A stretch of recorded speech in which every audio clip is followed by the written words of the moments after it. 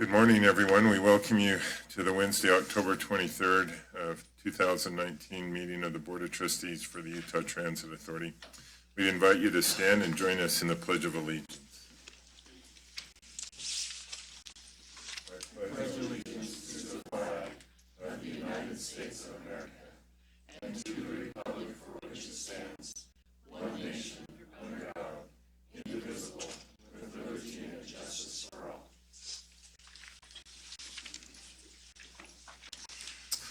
We'll start with our Safety First Minute, and Sheldon Shaw. Good morning, Sheldon.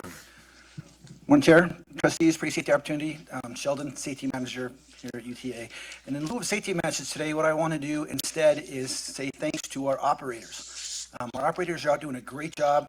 Earlier this week, Trustee Millington was able to help give out some awards at the CAT committee for some operators who were recognized for doing well above and beyond what was expected of them, and it was a really neat ceremony. Looking forward to those being published. A lot of us have positions where we can take, we're able to do things like use the restroom, eat our lunch, have a shift that starts and finishes at a prescribed time, and that's not the case for all of our operators.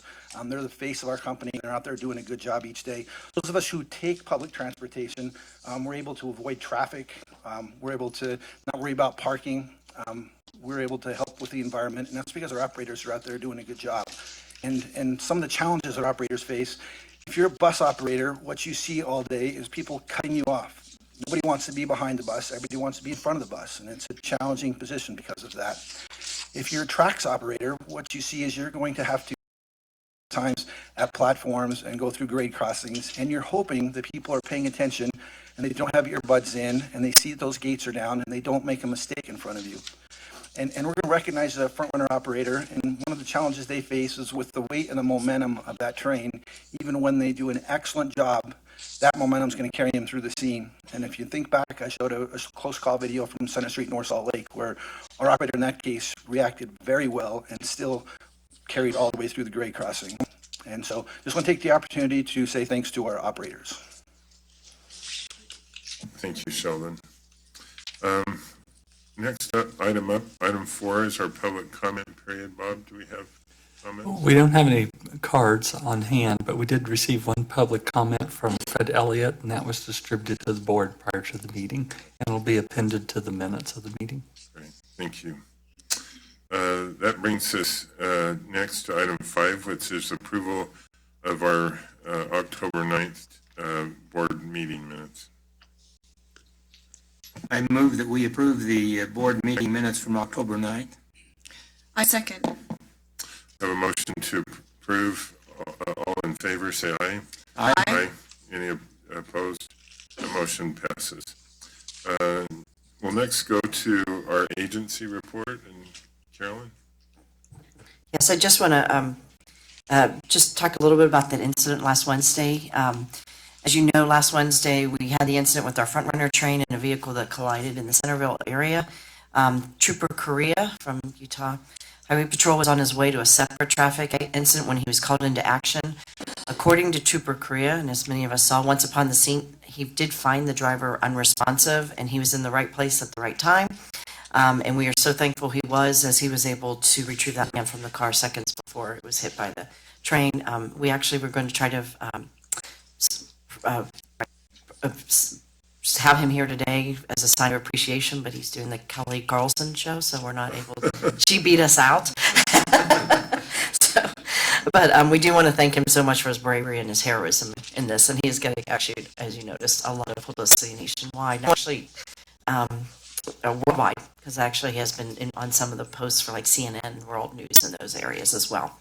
We also want to do a thank you to the UTA engineering train operator, Riley Nelson, who is here today.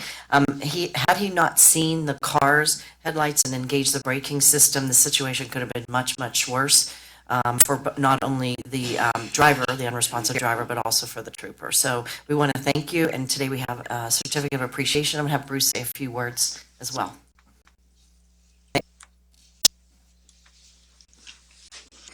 Thank you. We are extremely proud of all of our train engineers. Our operators have a lot of stress that comes with the job every day. And so when we do have these kinds of close calls, we like to be able to recognize and show appreciation to our operators for their skill, their train handling, and the expertise that they have. Riley is an expert engineer, and he's a very humble man. As you mentioned to me last week as we had some media coverage, that was in some ways more nerve-wracking or stressful than the actual incident itself. And so we appreciate his willingness to represent UTA, and his good example is something that we can all be proud of, and shows the expertise and the professionalism of our operations team. So with that, I'd like Riley to come up, and Eddie and Zach is the manager of operations, and Lindy Belknap is Riley's supervisor. So Carlton, I don't know if over here might be the best location to gather, and Okay. and Can we give him a round of applause? You bet. First?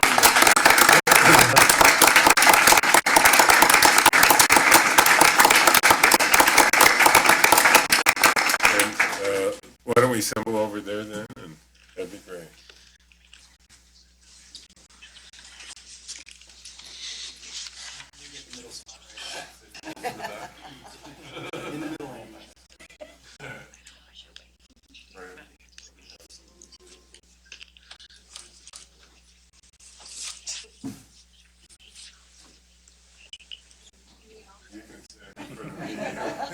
I know. Carolyn, you can stand right here. Yeah.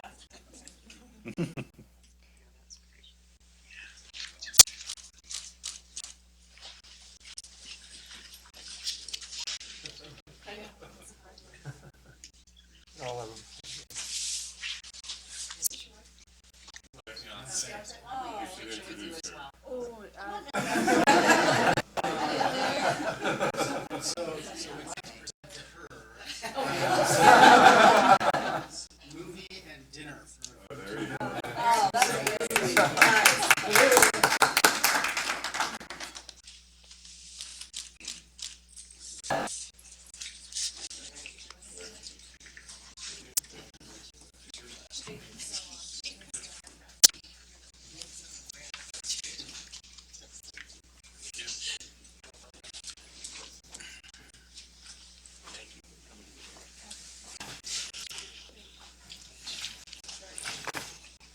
Well, Riley, whether you get to go to the movie or the dinner will be an indication of your relationship, so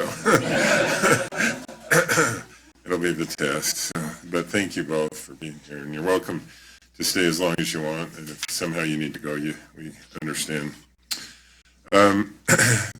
Carolyn, anything else on your? That's the only item. Thank you. Okay, thank you. Next up is our financial report for September. Bob?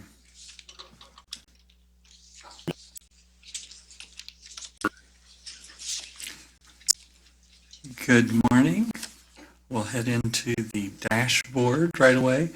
Sales tax, we're continuing along the line that we had anticipated, looking at the 6-month comparison, the red line there on the bottom.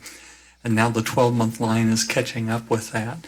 We just received our sales tax yesterday, so I'll talk a little bit about that on the next slide and how that affected these numbers. Fair revenue, we're almost exactly on top of what we budgeted for the year, just a little bit behind. Operating expense, we're $9 million to the good. I'll talk a little bit about that. There's one item in particular I want to highlight, some good work from some of our staff. And then diesel price was up a little bit in September, $2.13. For the year, we're still at $2.04. So again, significant savings. It's about $2.4 million through September. And then ridership is 1,000 riders less than the same period last year.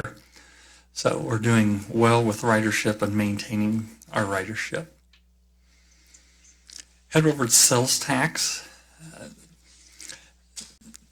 It shows 3.3% through September. Actually, we got the collections yesterday. That number goes up to 3.9% in the far right bar. Month to month, it's really hard to track sales tax, so it's really good to look at it from 12 month to 12 month. But almost all the percentages went up anywhere from 0.4%. So like Salt Lake County went from 2.3 to 2.7. Utah County went from 6.8 to 7.6. So you'll see that in next month's report. Question on the Utah County number. Obviously, we're sort of looking at it in sort of how we're able to retire our obligation on the UVX bonds. Is that rate where you anticipated it coming, or is it coming in a little faster than we had hoped? Well, I'll make that answer a little shorter than I want to give. Okay. So this is looking at the percentage growth in our sales taxes that have been in effect for 24 months. Okay. So the sales tax that's going to be used to pay off the UVX debt, we just started collecting that. Okay. But it's at if it is a 6.8% or 7.6%, that is faster than my modeling for that. Okay. So there may be some hope if things stay decent. Yeah, we're still projecting 2026. I need to go in and update that model one more time for now that the sales tax is in, how much exactly Utah County's paid out of their third quarter, and then look at what those projections might be. Okay. And I can look at a 5% or 6% or even a 7% growth factor and see what that does to the timing. Okay. Perfect. I'll just put it in my list of things to do.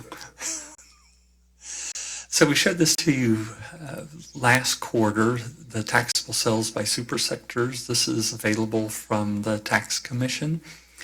And on this slide, we're just comparing where the money comes from. They group it into 4 sectors: taxable retail, taxable services, taxable business investment, and all other sales. And as you'll see in the slides coming, taxable business investment has gone negative in growth.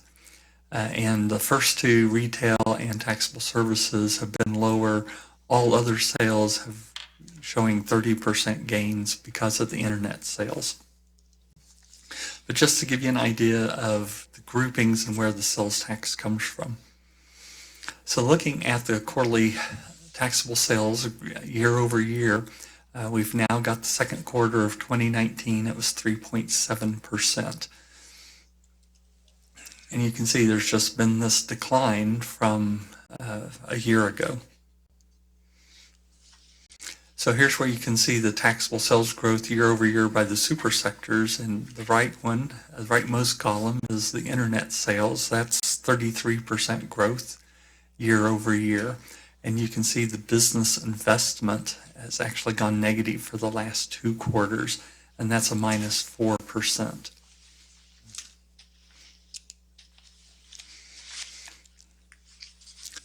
Then looking at just our taxable sales growth for the 12-month period, you can see that the taxable retail has been 3.3, taxable services 2.7, business investment 1.4, and then internet sales 30%. But that's based off of 7% of total, right? So 30% gain on 7% of your base helps, but it doesn't offset 50% and a 3% growth in your retail. And then this is just comparing second quarter to second quarter, and you can see the taxable business investments minus 4% and the percentages I gave you earlier. So the combined increase is that 3.7% that we're reporting in our sales tax model. I head to the expense side. On administration, there's a couple of large things. The one I want to point out is our risk management group. They're about $2 million favorable. They've been doing a lot of work on recovery, so that's part of their job, and they were very successful in the last quarter, and so that's saved us quite a bit of money. About half of their savings comes from their recovery work. So I just wanted to point that out. We still have the IT director that's favorable, about $1.6 million. Legal's about 700,000. I'm sorry, 700,000. Executive director's about 600,000. And the board, you're 258,000 to the good in that number. As far as operations support, it's really asset management. They're 682,000 to the good. Chief operating officer's budget's also 200,000 to the good. On paratransit, mobility management, 465,000, and maintenance is about 295. On MOW, the wages and benefits are 500,000 to the good. The offset is transfer to capitals, 275,000 less than we would have expected, which is a negative. We expected to transfer more. Light rail is the one that's negative right now. Wages and benefits makes up about 700,000 of that. And then parts are about 500,000. Then there's some positive offsets from all the others. But two areas that we've looked at is we've looked at the 2020 budget areas we have to correct. On commuter rail, diesel's about 800,000 of that. And then that's offset by parts there also, about 330,000. So when I get to the line items, you'll hear parts is one of those areas where we're over budget.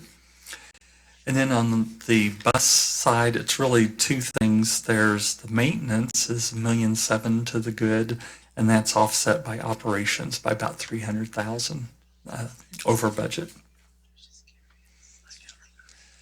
Look at it by line item. The services, start with wages and benefits.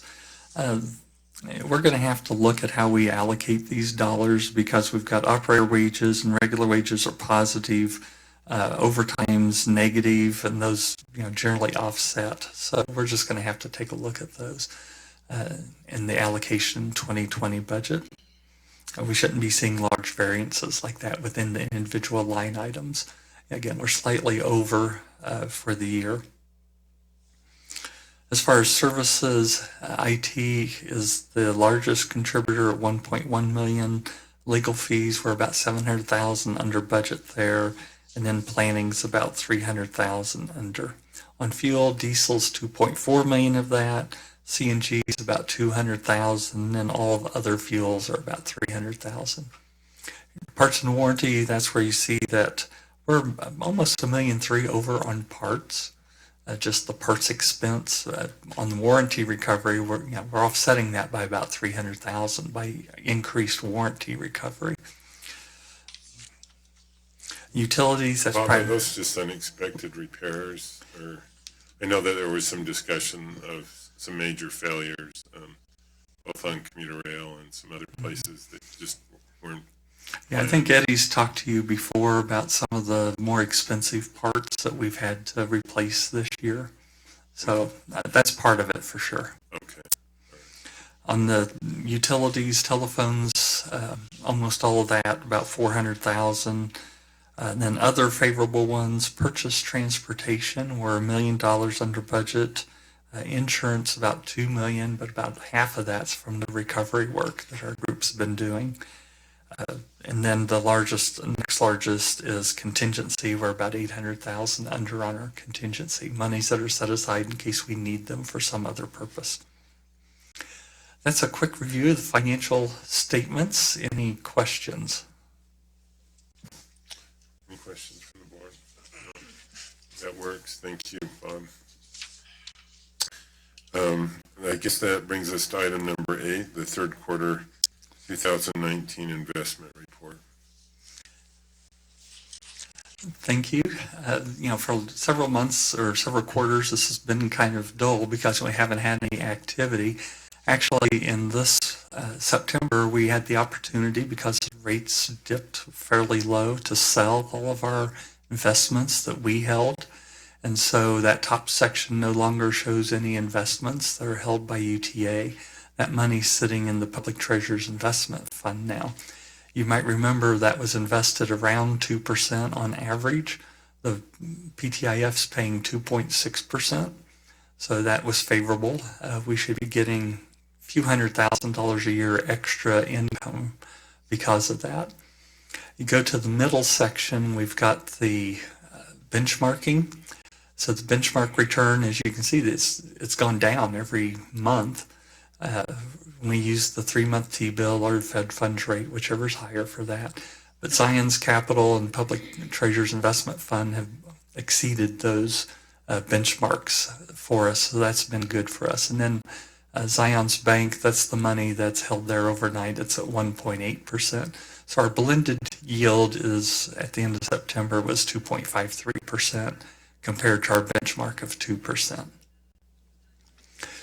So these are the investments that we sold. We sold almost $40 million of investments, principal amount.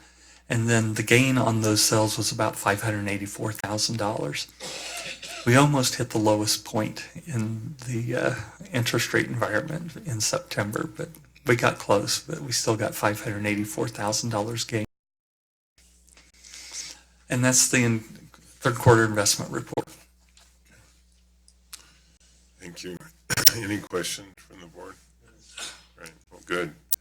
Thank you. And we're grateful for the public treasurer's investment.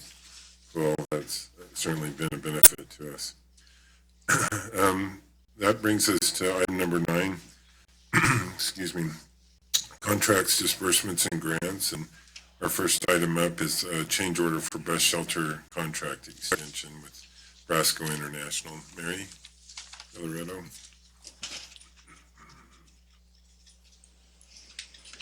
Good morning. Good morning, everyone. So this is for, currently we have a contract with Brasco International for all of our bus shelters. It was issued in 2016 as a 3-year contract, and it has a 1-year option on it, and we would just like to exercise that option. Just a little background that UTA has developed a 5-year capital improvement program for all our bus shelters, and one of those components is installing passenger shelters where we have high ridership, high activity. And so far we have installed, we have purchased 424, I believe, shelters with this contract, and this gives us an option of up to another 150 to purchase. Mary, I just had a question. Can you tell me what the definition of high boarding activity is? Is it relative to the location of that, a certain site, or is it just like a general percentage?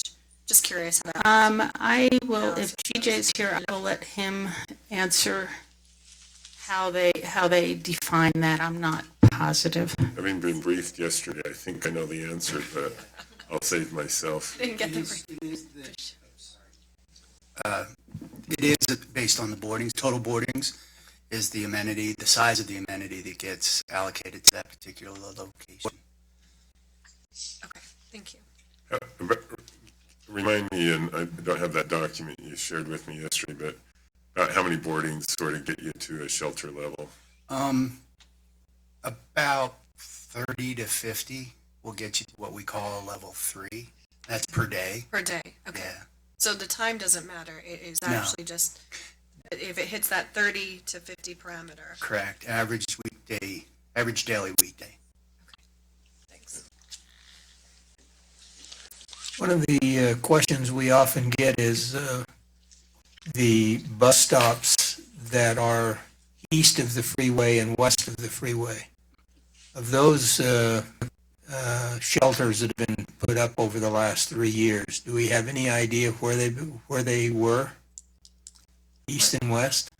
I'll let him answer, GJ answer about Salt Lake City, but most of them were put up in Weber and Davis County because we bought them with the Proposition 1 funds up there. Okay. Right, but in Salt Lake, can you answer that? That's correct. Most of the shelter purchases were in Weber and Davis County. In Salt Lake, I don't know that there is a division that way. We shared a graphic yesterday with Carlton. It shows a relatively equitable distribution. I'll be happy to show it to you, Ken, if you take Salt Lake City out of it and just kind of bifurcate it from the rest of the county. It's pretty even on both sides where we actually have shelters. That doesn't speak to the deficit. Oh my God.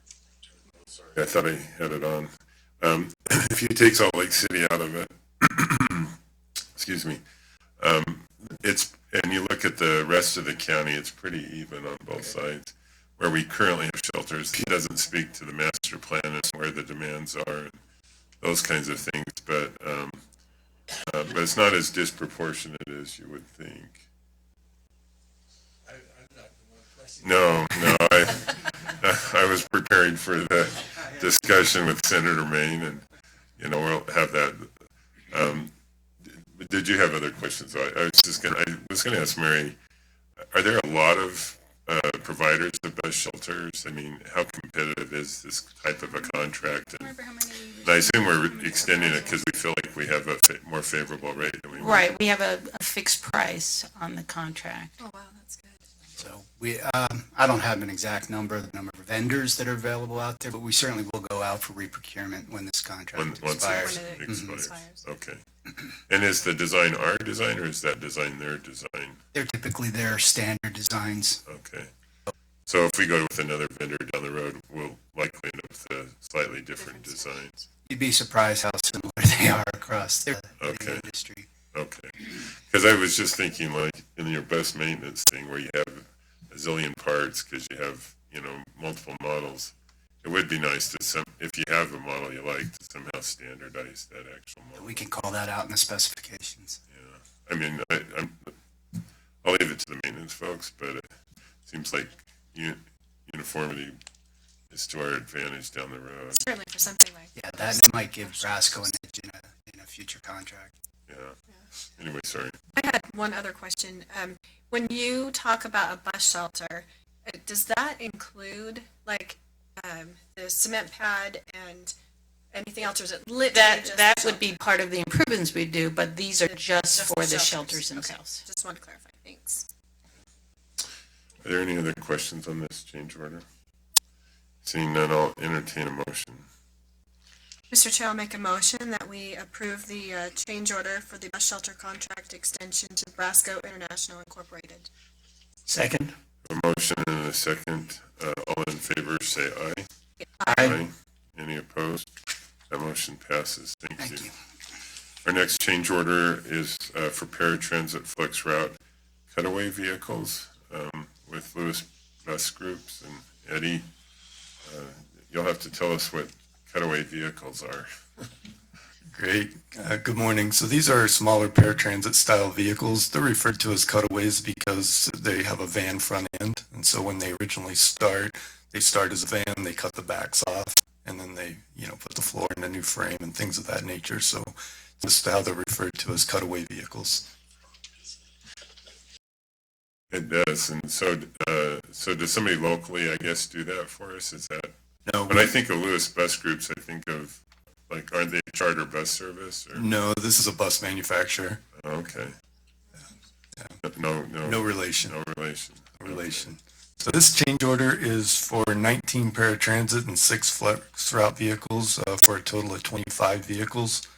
Change order amount is $2,041,822, bringing the total amount to this contract to $11,292,159. As you know, as I mentioned, these are the smaller vehicles. They have a life expectancy of about 6 years. And so the requested 25 vehicles will replace buses manufactured in 2012, 2013, and 2014. The current contract was awarded in April 2016 and expires in April 2021. The original contract was for a base award of 28 vehicles with an option to purchase an additional 145 vehicles. This is the 5th change order to this contract, and we will have 31 options remaining. The requested amount is currently in the proposed 2020 capital budget. Any questions? I had a question. Does that contract that was in, you said 2016, does that keep the pricing levels, or is that impacted due to market? It is impacted. It has a CPI increase year over year. So, it starts out with a base rate and then increases at a 2% increase per year. Now, this is replacing 25 current vehicles. Yes, sir. What do we do with those 25 They will that are be being replaced? They'll be put out for public auction and sold. So if you've ever been over, paid attention, if you look at right over by Meadowbrook, It's on the side of the street of Riverside, across from the Meadowbrook operations. You'll see a field out there with a lot of vehicles in it, and that's where everything goes to begin with. So it gets put out in the yard, puts up for on public auction, and then they're sold. And we also have the opportunity to donate vehicles to deserving organizations. That's true. So we get requests from time to time for those. Don't we have like a waiting list of some Yes, we kind? do. That's what I thought. How much do they usually sell for? Just out of curiosity. Or do most of them end up with in a donated scenario? A lot end up donated, but there are some that sold. It really depends on the condition of them. A lot of times we'll take parts and things off and, salvageable items and use those. And so it really depends on the condition of the vehicle as to what it sells for. So if you want a motor and a transmission, well, you better ask early then. Huh? You better ask early. That's right. Because it makes sense, right? If you have vehicles that are still running and you have things like alternators and batteries and water pumps and things like that that you may not have on the shelf, it's easy to run across the field and pull those parts off and use them. So. Okay. Any other questions from the board? If not, I would entertain a motion on this change order. Mr. Chair, I move that we approve the change order for the purchase of these flex route cutaway vehicles from Lewis Bus Group. I'll second. A motion and a second. All in favor say aye. Aye. Any opposed? That motion passes. That brings us to pre-procurement, 45-foot commuter buses. So this is a pre-procurement for 45-foot commuter buses. These vehicles will replace our 2002 and 2004 MCI buses. This procurement will go out for bid to establish a base contract with option quantities similar to the contract I just talked about. The base award will be for 27 replacement commuter buses to be delivered in 2020. Option quantities will be for up to 45 additional buses over the next 5 years. The estimated cost for this purchase is $16,740,000, with option quantities valued at approximately $27 million, bringing the total estimated contract amount to $43,740,000. And this requested amount is currently in the proposed 2020 capital budget. Eddie, is there any room in the number for new service, or is this pretty much replacement These are replacement buses. vehicles? And so we are looking, this is going out and we have the option to buy these vehicles, but as we look at service choices and see how things organize, then maybe we decide that rather than having a commuter bus, maybe a standard 40-foot bus would be more appropriate. So we'll continue to look at those things as we move forward. But as we look at our replacement plan of what we have today, this is what we're looking at. And it'll be interesting to see how this all works out. I know that MCI, if that who ends up getting the contract, they now offer a low floor commuter bus, and that's one of the things that's always a real challenge for us, because if you've seen the wheelchair ramp, Yeah, it's kind of problematic. it is. It's difficult. And so this new model, I could share a picture of it with you. There's an entryway, so it's low floor boarding, and then there's a place for a couple of wheelchairs just as you enter, and then you can go upstairs and then into the main seating. And so that's a nice feature. I don't know what the additional cost of those are. I just learned about that yesterday, but it'll be interesting to see how that works out. I imagine are there others in that market? I mean, with similar types of options? There are others. There are other manufacturers out there in the transit world. MCI is a leader in the industry, but it'll be interesting to see what who bids on it and what they have to offer. Sure. Okay. Any questions on? All right. Great. Thanks. Thank Eddie. you. Next item is discussion information and in regards to the 2020 tentative budget, and I think we've been provided an electronic copy of the document, and Bob and Carolyn, it has you both listed, so. Yeah, I'll just let Bob discuss sort of some of the changes since the workshop that we held, the workshops we held in September. Okay, so we have made some changes since the September meetings. All these numbers are based off of the information I provided on September 16th. So you can see this is the operating budget. We've got some changes there. The two major ones in the operating area, we've added 7 FTE. Get into a little more detail on that later, but 3 of them are in the computer rail maintenance. One's in civil rights for our compliance work that needs to be there. And then Salt Lake operations and maintenance added 3 FTE. We also added some software in the board coordination office, and then we've updated the 2020 wages and benefits. What we had in there before was an estimate, and Brad Armstrong went through that laborious process of adding the wages and benefits into our model, and so that made some changes also. The second large change is the debt service. You see that's down. That's contemplating the refunding and our new debt, moving the new debt forward, and then the refunding gains that we expect to have. And then there were just some minor changes in some of the other areas, some of it's rounding. So here's a list of what I just told you about. Again, government relations board, some of that software and services.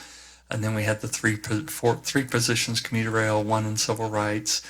Forgot to mention legal budget. We talked with them. They reduced the outside legal services by $300,000. Salt Lake Business Unit, operations and maintenance. That's really 3 FTE positions. Then we did the wages and benefits, and we updated for the debt service.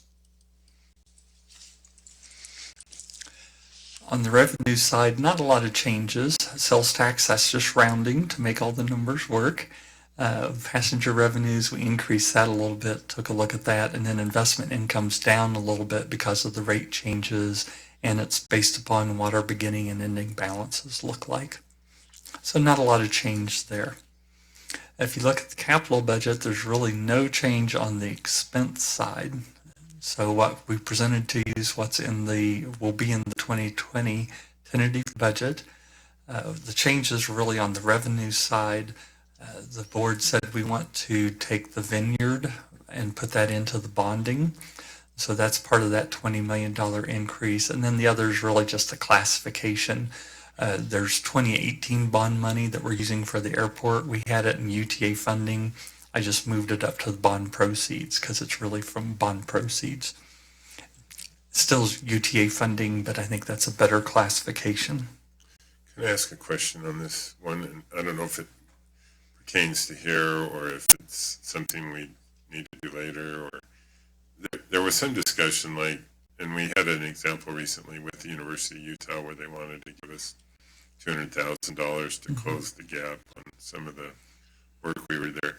Is there a way to sort of have a de minimis amount that we can do so that if we have local contributions that we don't have to go through a whole capital process? That's also on my list of things to do for the final budget. Okay. All right. So we'll get something in there. And really what I'm thinking is see where our refunding ends up. Sure. And then we may be able to identify some funds from that would be available. I think you want to look at capital, and you may want to look at operations and look at increasing the amount we have for contingency in the operating budget. I think we have $600,000 in there. You think about the size of our budget, that's really not a whole lot of contingency. So I think that's a good area to look at, and we'll have a proposal before the final budget on that. Okay. Thanks for bringing it up. Then this is the FTE change. The operations, again, that's Front Runner and Salt Lake Business Unit.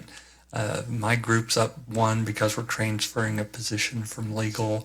And that offset the ad and the executive directors for the civil rights position.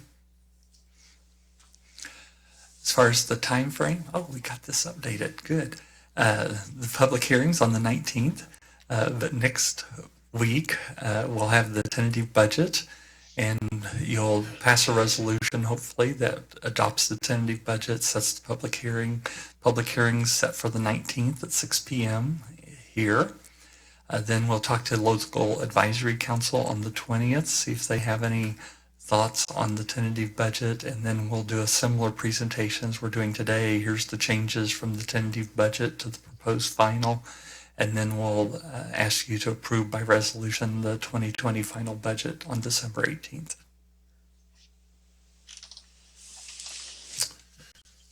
Questions for Bob on this? Or just our thanks to not only you and your staff, but certainly we know there are a lot of contributing hands to get us to this point. There are dozens of people involved in this. So, and our own staff, thank you. I did want to ask one little thing. I apologize. This just occurred to me.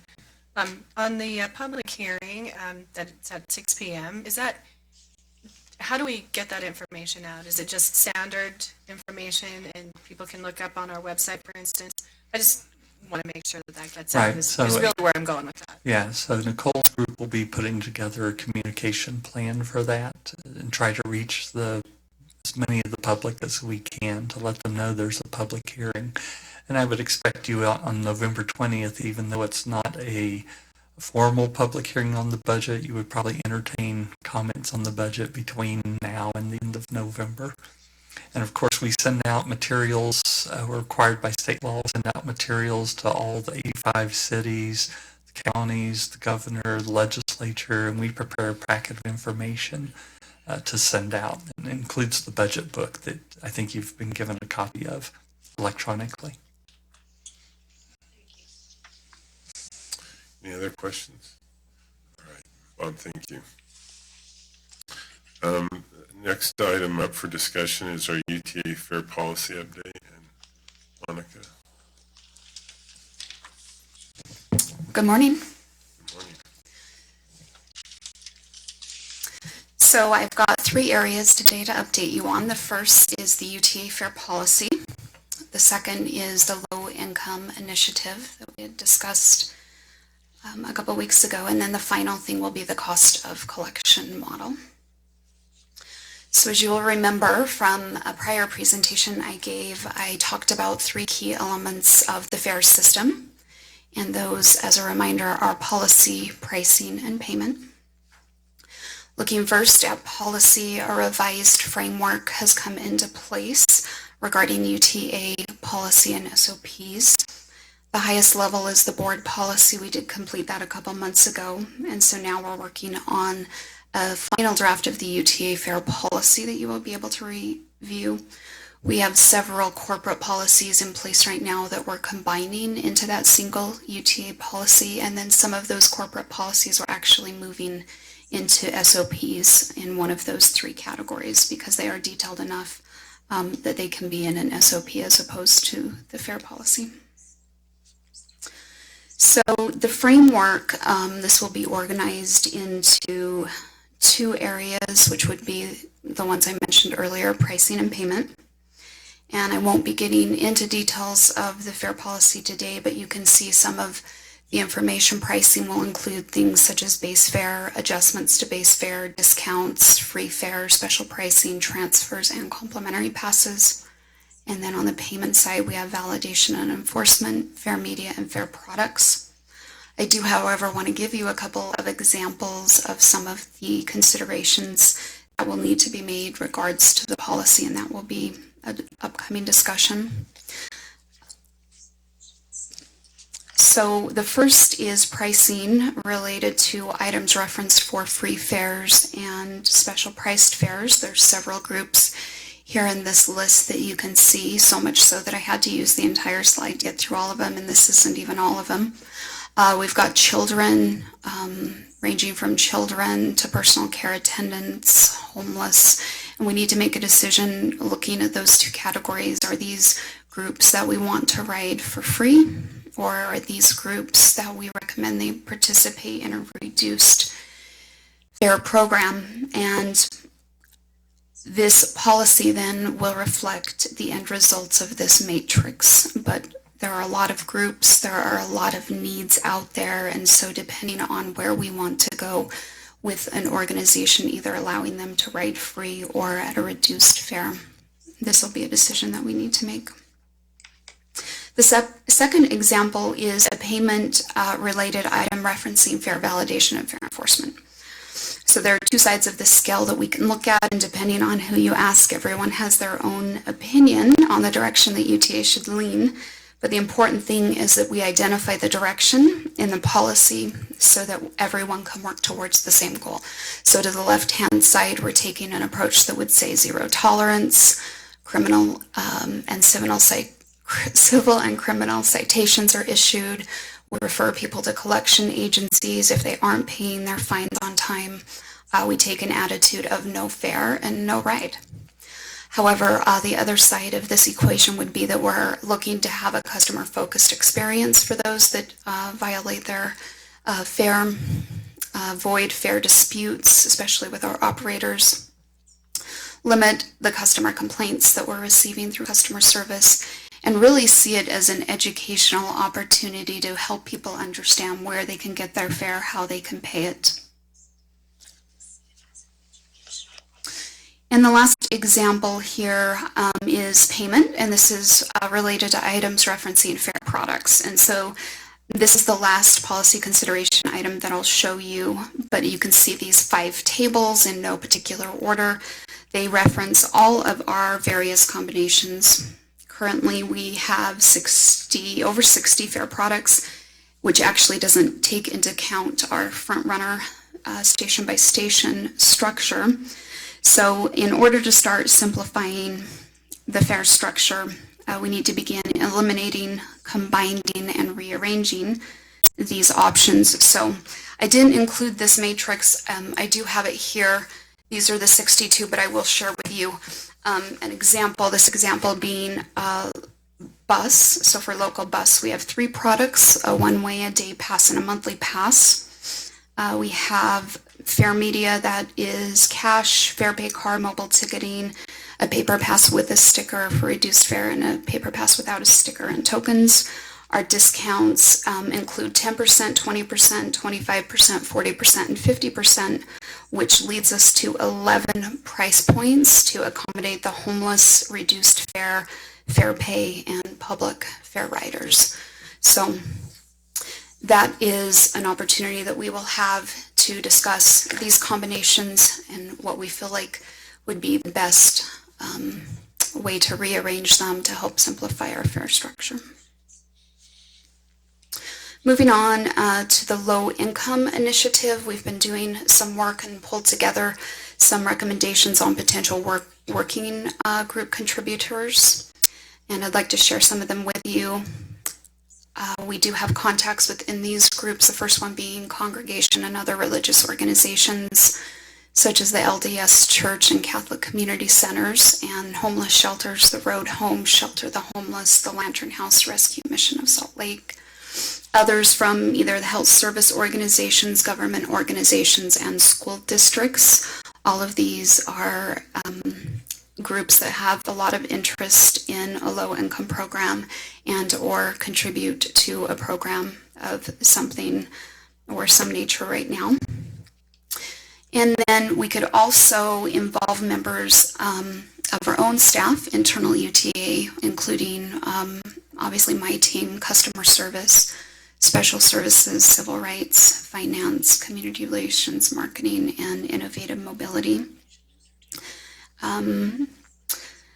I do want to mention that as the cold weather approaches, we're getting several requests from these groups, from nonprofits and governmental agencies. They're interested in subsidizing transit for people in need because as the temperature changes, they rely a lot on walking and scooters and bikes, and they will not be able to use those forms of transportation right now very easily. And so UTA is not able to accommodate those requests at anything aside from the full fare price right now because our homeless discount has several restrictions in that policy. And we're not fully complete with our strategic low-income plan and the related timeline. I'm not presenting that today. But if you, Carolyn, and the executives are interested, I can organize a pilot. This would be a pilot with electronic fare cards that we could potentially have up and running in about 4 to 6 weeks. And we could get some of these organizations that I mentioned earlier to participate if they would like. If there's interest in that, I'm happy to put together a proposal and move that forward over the next week. And the last area to update you on is the cost of collection. So last time we talked about the cost of collection, our data was limited, and we had EFC as a category by itself, but we were not able to understand, as you remember, the costs related to either fair pay or mobile ticketing. And so our analysis has broken this out into these three categories. We have contracts, which would be our third-party partner. Contracts, we would have fair pay and mobile ticketing so that we can analyze those costs better. Also in the past, bank fees were all rolled pretty tight into just a couple of main categories, but we will split them out into more detail so that we can get our arms around the bank fees, which do contribute heavily to the cost of collection. And then some other initiatives that we have going on, we are redistributing the salaries. So two of the biggest salary categories that we're trying to pull from and distribute are the inspection for the officers and also customer service. We're looking at a couple of different ways to redistribute that among our categories. We're also building a forward-looking model, and this will be helpful as we look at capital costs going forward, because we have several purchases coming up for fare collection equipment, such as the electronic readers, the ticket vending machines, or fare boxes. So this will help us predict and understand those costs and how they relate to the cost of collection overall. We also will be adding the collection per dollar of revenue by those categories, and I know that was asked about earlier. And last, we'll be able to shift our revenue between these categories to understand the impacts if we consider moving riders, for example, from those that pay their TVM to those that pay on a mobile phone, and we can understand the impact of the cost as we build in those shifts. So there are several next steps that are targeted for year-end completion. I know that we're all anxious to continue to see progress with fares. I want to assure you that we are moving the needle, but within the staffing resources that we have to work with, and those are limited. But all of these are key projects that will offer great benefits to the organization, which is exciting. The first next step, complete the draft and present it to all of you for discussion and feedback. Next will be to go ahead and reach out to those organizations that I presented earlier on this list. We could finalize the high-level low-income strategic plan. In the meantime, considering a pilot. And then last would be related to the cost of collection model. We just have to put a couple of finishing touches on that. And then we can go ahead and run some cost projections going forward. So I'm always happy to collect your feedback and comments if you have any to offer. I'd like to discuss them now with you or even answer any questions that you might have. So, Monica, I do have a couple of comments in terms of maybe looking at some ways to strategize fares and how they could help, particularly the sector of homeless or low income in general. And I recently attended a conference that talked specifically about fares, and they had several really valuable ideas that I thought could at least have some really good dialogue on those. So if you'd like, I can say them now, or if we could get, I'd like to have that incorporated or at least have some feedback on several of those. That would be great. Okay. One of them was having a fare structure that allowed children to ride free, at least on the weekends, to look at that and see if there's an opportunity to do that, which is not necessarily low income, but I thought it could be valuable to encourage families that have limited funds. Certainly, an extra cost of a child could be at least eliminated initially. The other one is a fare product, hopefully that this could be electronic. As we know, sometimes there's not an opportunity to buy a monthly pass for somebody who's in a lower income situation. So if there's an opportunity to say they can, work towards that total dollar figure. So in other words, they'll just pay regular fares and then they hit that maximum, and then there's not any more costs for the rest of that month. Something to look at, and I think it's worth the dialogue to see if that's easy to implement, because I recognize it sounds great, and how is that going to impact the back end, and what are those costs going to be? So I'd love to sit down and have further discussion with that. I think that this is a really critical component as we take a look at everything moving forward and incorporating these different types of opportunities for people to utilize the service as it, as it expands, hopefully. And so that would be what I would like to work with. So I have Great. other ideas, but I thought those would be some good ones to Thank throw you. out there. Monica, thank you. And I'm appreciative of, diving deeper and understanding our cost collection model and some of those factors and simplifying. What was the number you said, 61 or? Yeah, over 60. Yeah, there was a few in there. And so I would be interested in trying out a pilot on this low income need, because it might give us some good feedback in our policy creation of what's working and what's not, and maybe be a little more amenable in the near term to meeting some of the needs. I know as they have changed the shelter resource center model, there's always startup issues and just distribution and being able to move between them and utilize the system, that maybe there's some combination there that is advantageous in the short term, and we can certainly lend to that. So, I mean, if there is something there that seems reasonable to do, and and we call it a pilot program, then at least we know what we need to transition to. The last piece I was thinking about, and I have a volunteer that is in my last job, I had a piece of the criminal justice process in the thing, and so I talked with one of my former colleagues who has worked a lot on expungement and in the criminal justice reform area at Salt Lake County, and that is those coming out of the criminal justice system. So often as they go through the parole process and they're checking in to be able to get employment, and I don't know that we'd have a new category. I'd like to see how they could fit into as we restructure this and simplify it, and just sort of test the waters with that group.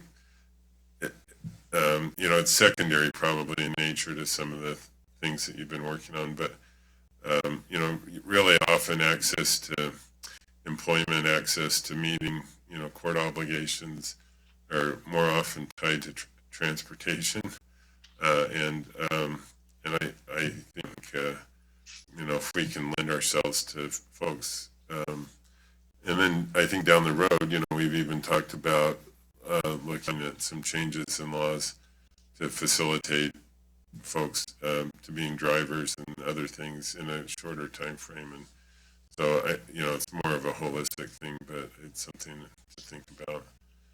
So I'll pass on that name. Yes, that would be great. Thank you. Anyway. You know how much I love talking about fares, Monica. Yes, yes. I love it too. We talk about it all the time. Instead of 62, can we get down to 5? I did take a stab at trying to simplify this, and I was not able to get down to 5, but I was I'll under help I was you under get to 10. 5. I was under 10. I can try again. Good. I'm happy to. Good. We're partially there then, if you're at least under 10. And I might have been at 11. I think 5, I can handle 5. Okay. But 60, That direction's helpful. yeah, It's a lot to keep track of.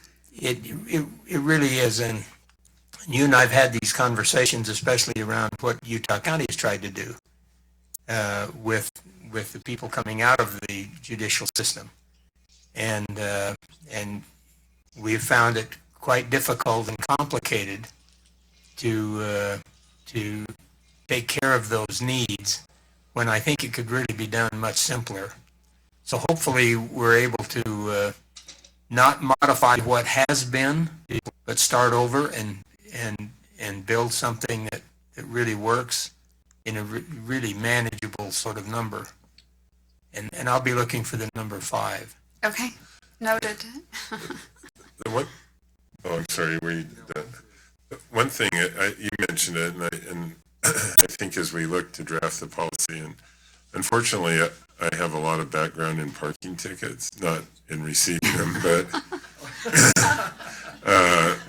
in my my city council days, we had a long discussion of the huge receivable of parking tickets and how to effectively resolve it, which is a lot similar to fare violation and how you look at it. And, I always believe that people should be given a sort of a pass for their first mistake. Generally, if they get into multiple violations, they're just abusing it. And while you can't always do that in parking tickets, I know, if you had an out-of-state plate, the likelihood of us collecting from that out-of-state parker was pretty remote. So they, in this case, they put a little note on the things they could look and see and do while they're in Salt Lake City.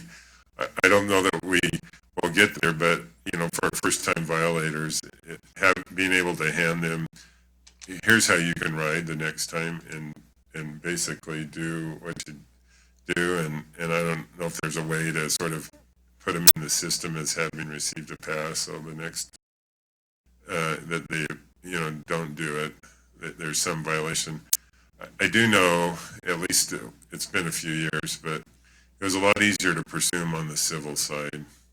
It was easier to turn them over to collections, and if you criminalize it, it just, that burden of proof going through the judicial process is kind of, it's difficult and it's arduous. But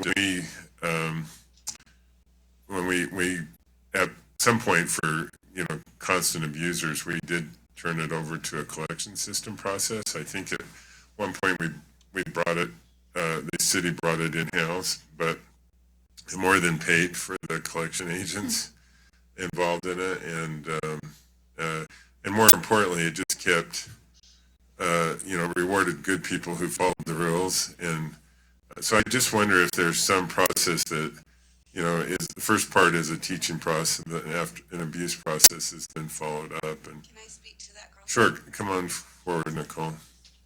So, and maybe we do that. And on collections right now, thank you.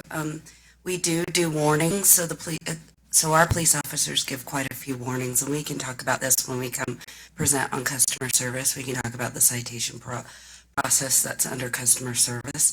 So we do have a warnings. We also have a class system so that they can take, safety classes. And so we have kind of a 3 or 4 process. Most of our violations are people that are homeless or are fare evaders. And so we can break that down for you and give you a little more information of what we're seeing on who is evading our fares. But we do have kind of a process where we see people where we're not going to collect. We've also looked into collection agencies, and we actually went to an RFP, and our numbers don't warrant them seeing the collection money coming back. It's just not enough money for them based on how many fare violators we have. It's not a lot of money, but we can break that down and present that to you so you can kind of see how many people are going through our classes, how many people are completing our classes, what the percentage of fare revenue we're getting back, and what those citations look like. We used to have a criminal citation that we did. We got rid of it, and now we don't. So back to Monica's presentation of where do we want to lean on that scale? When you look at when it can become criminal, then you see a higher return on our revenue. Right now we're seeing a lower return on our revenue, but it goes back to that philosophy of how you want to pursue it. So we can show you those numbers, and then you could go back to where do we want to be on that scale? Is it more beneficial for us to do that, or now you see people more, avoiding us, not the collection? But we do see quite a few people go through the classes and online classes too for safety. But I think it goes back to the question that Monica says: where do we want to be about, fare evasion? Can I ask on that as well? Do you have like a percentage of the number of people that violate versus the overall, like what's the percentage of ridership that actually does violate? And then that those cost analysis for the retention and whether it's the classes or just the dollar figure coming back, whatever that is. So we have included as well. So what we would have is the percent of people that we citations that are allocated by our police officers, and then how many of those actually we either get the classes percentage and how many we actually get funds or pay the fare, participate, or continue throughout. And then, let's see, it's the class, the fare, or that we write off for some reason. So we'll have all of that data for you. So yeah, and percentage to how many writers we have. Yeah, I think it's a little difficult to do that because it's more of a sampling, but we can try to figure out sort of what it might be. Other questions? I mean, quarter four is an aggressive time frame.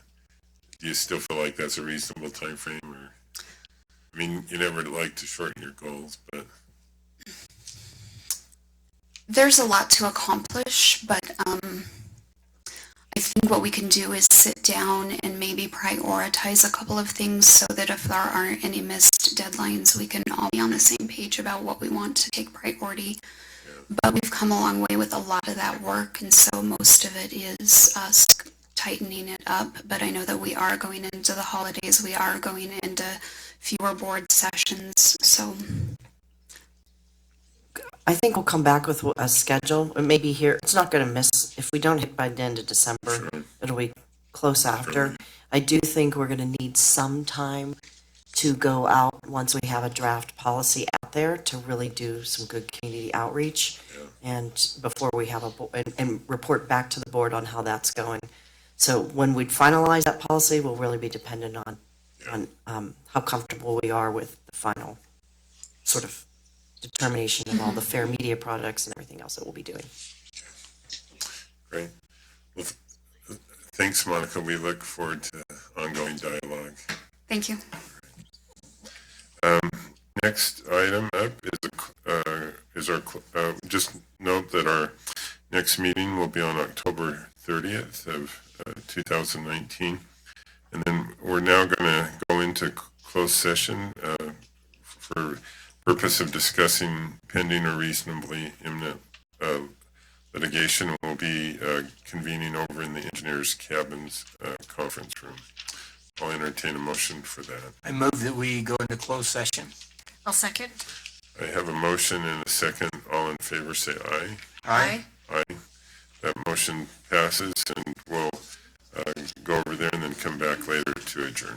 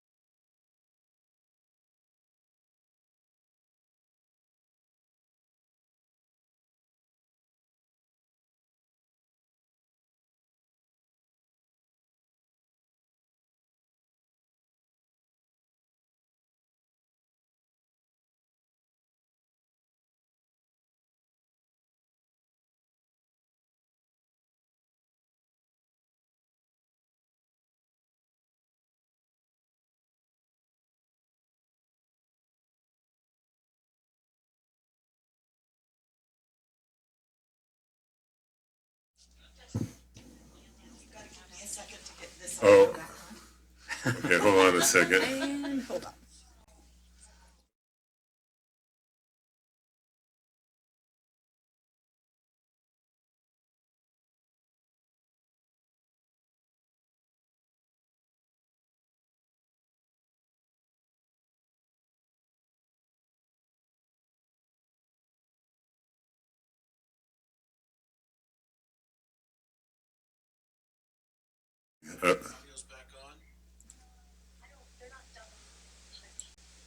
All right.